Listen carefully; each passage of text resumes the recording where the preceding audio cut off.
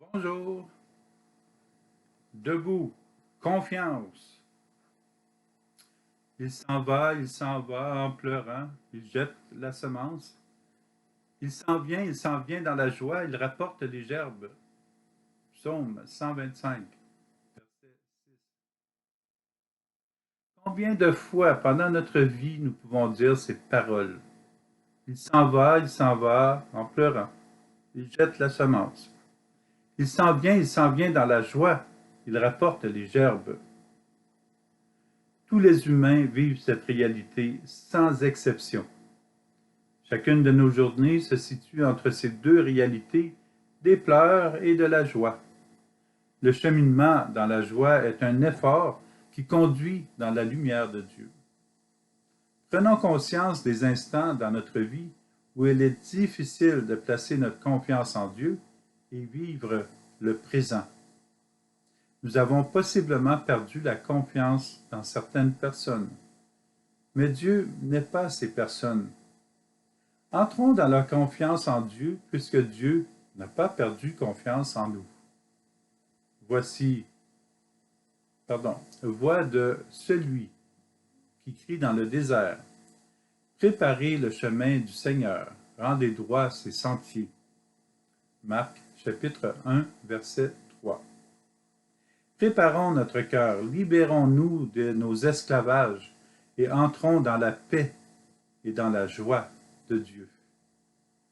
Nous avons le droit d'être heureux, même si parfois des situations tristes ou des personnes nous plaquent contre la souffrance.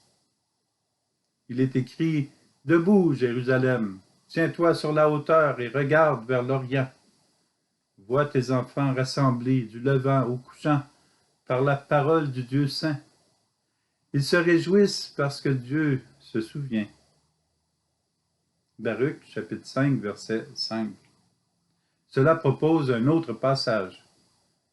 Jérusalem, quitte ta robe de tristesse et de misère et revêt la parure de la gloire de Dieu pour toujours. Baruch, chapitre 5, verset 1.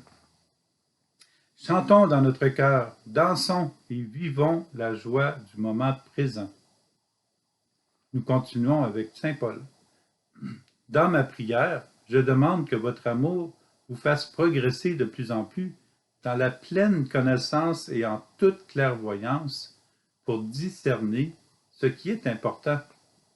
Ainsi serez-vous purs et irréprochables pour le jour du Christ, comblés du fruit de la justice qui s'obtient par Jésus-Christ pour la gloire et la louange de Dieu.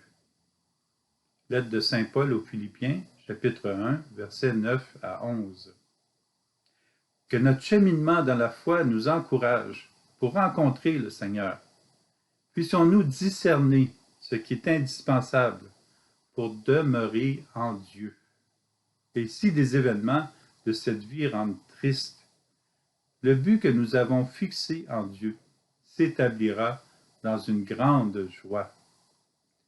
Jésus propose la vie, la vérité, et il veut que nous demeurions sur le chemin qui conduit là où les saints nous ont devancés, dans le royaume du Père.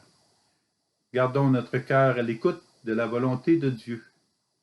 Redisons notre oui à Dieu tous les matins.